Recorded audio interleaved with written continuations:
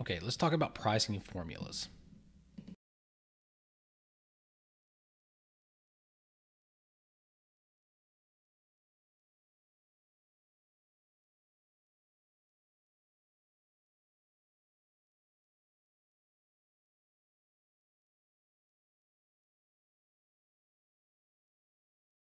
So let's look at the base one, which is the actual cost of one unit of a product. So P here is going to be the unit or the cost of a single unit. F is going to be the total fixed cost. V is the total variable cost. And N is the number of units we expect to sell. So a fixed cost would be like rent. No matter how many widgets we produce or programs we do, our rent on a building or a facility is going to stay the same, no matter what. Variable cost would be if we produce more widgets, the cost per unit could go up or down. So if we're producing 5 widgets, it may be $1. And if we bump it up to 5,000 widgets, we may be able to get that down to 50 cents. So that price can fluctuate a little bit. All right, let's look at an example here. Here our fixed costs are a little over $56,000, and our variable costs are a little over $45,000. So we know some costs. We anticipate we're going to move a little over 2,000. So we're going to say 2,250 units is what we're going to move. Our cost per unit is a little over $45 per unit. So now let's look at a different aspect of looking at this. We're going to have a contingency cost, meaning we're going to add something to the thing. So we're going to have, let's just say we are going to build in $5,000 that may or may not happen. It's a contingency. Then we can see that the cost changed. So we're including the same factors, and then we're going to add the 5,000 contingency and still divide by the same number of units. And then we'll end up with a different fixed cost or price per unit. Another way to look at contingency is to look at a factor instead of a fixed amount of money, right? So you want to say we anticipate or we're going to plan in an 8% contingency factor. And here you can look at we're adding the fixed and variable cost and we're multiplying that by 1.08. So that's an 8% contingency in addition to the regular fixed cost. And then we're going to take all of that and divide it by the number of units. So we've got the fixed cost plus variable cost multiplied by our 8% contingency. So it's multiplied by 1.08 to get that. And then we're going to still divide by the number of units we expect to move, and we get a new per unit price.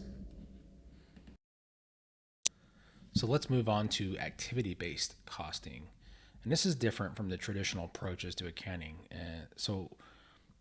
We often ignore the major fixed costs when we talk about activity-based costing.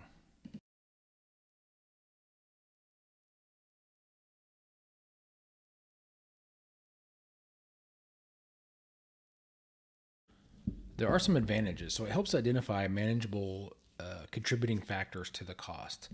It can facilitate improvements to operational efficiency, and it allows cost comparisons for the same activity provided by different units within your organizations or marketed to different areas, right? So we can look at it makes it easier to compare. To kind of go along with that, it can generate a lot of data for us for benchmarking and those comparisons. So we can look at, whether that's in-house or contracting out, what's the best bet for our pricing. And it really does. It tells a true story of cost and facilitates appropriate pricing based on our cost recovery objectives if we have those. All right, so once we identify the true cost of a program, right, whatever that may be, next thing we're going to look at is subsidization. And this is how much of the unit is going to be covered from sources other than the consumer. So if we have a program we're going to offer and the price is $100 per participant, and we're only going to recover $80 of that from as far as a participation fee. So we're looking for $20 to subsidize that. And there's different ways we can look at that. We can look at it, or different ways we can achieve that through other areas of revenue, grants, donations, and even profits on other areas that we're looking at within our organization. So the most common strategy is to subsidize different segments at different levels, right? So we use the profits from one program to reduce the price for another program, and that's referred to as cross-subsidization. And we do this a lot with youth and adult sports. With adult sports, we find the true cost and we increase that a little bit, whether it's by percentage or a fixed price. And what we do is we take that revenue, that additional revenue, and we apply it to the youth sports program so that the youth sports can be offered at a reduced price. So let's look at a subsidization formula. Here we have a couple different things. We have PM, which is the price to be charged for a specific market as M for 1 unit. So it's what we're going to charge for 1 unit. SM is going to be the subsidization rate applied to the market. So if we've got a 8%, 10%, 20% subsidization rate, we're going to put that in here. So typically what we'll look at is 20% subsidization rate. So we're looking at 1 minus 0.2, right, which is 20%. That'll create a 0.8. And then P is the cost of the unit, so the true cost. So if we've got a subsidization rate of 20%, we're going to say it's going to be 0.8 times P is the cost of the unit. So we're coming up with the price to be charged is going to be 0.8 times the cost of the unit. Subsidization could be as high as 100%. So we're basically offering a free service. It can be low as a -%. So we're actually, you could use that as a profit generating service if you use this type of thing. So a service that is marked up 30%, so to speak, is going to be subsidized at -30%. So overall, the price will be increased at 130%.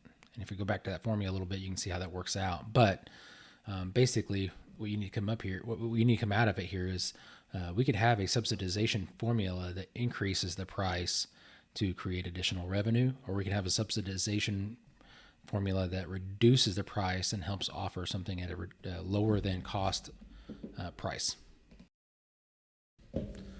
So here let's just say we have a skate rink or an ice rink, right? And we have different user groups, and we have the subsidy rate. So here you can see we've got a whole different kind of thing over here where we have the different types of people using it, right? And we have different rates, so to speak, all the way down to junior practice hockey. So what we're doing here is we're saying that Open Skate should receive 100% subsidy. It's going to be free. It's going to be general, open to the public, right? And then we have a whole bunch of different things where we're going to price per unit for figure skating, minor league hockey, ringette, and then so on and so forth, right? Then we say we know that hockey practice is not a high priority, so we're going to charge additionally for that. So we're going to have a negative subsidy rate, which is going to increase the price we get per hour, and that increase will help subsidize overall the prices the other areas are getting discounted. Okay, so as we work through this, let's remember that the price to be charged for a specific unit is equal to the 1 minus the subsidization rate multiplied times the cost of the unit.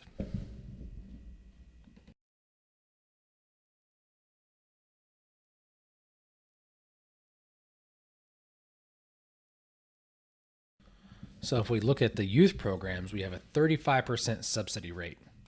So here we have a price. So let's look at it. We have 1 minus the 0.35. So that's a 35% subsidy multiplied by how much the actual cost it is to offer this program. And then we get $30.75 per hour to offer that service. So if we look at the youth programs, we have a 35% subsidy rate. So here we have a price. So let's look at it. We have 1 minus the 0.35. So that's a 35% subsidy multiplied by how much the actual cost it is to offer this program. And then we get $30.75 per hour to offer that service.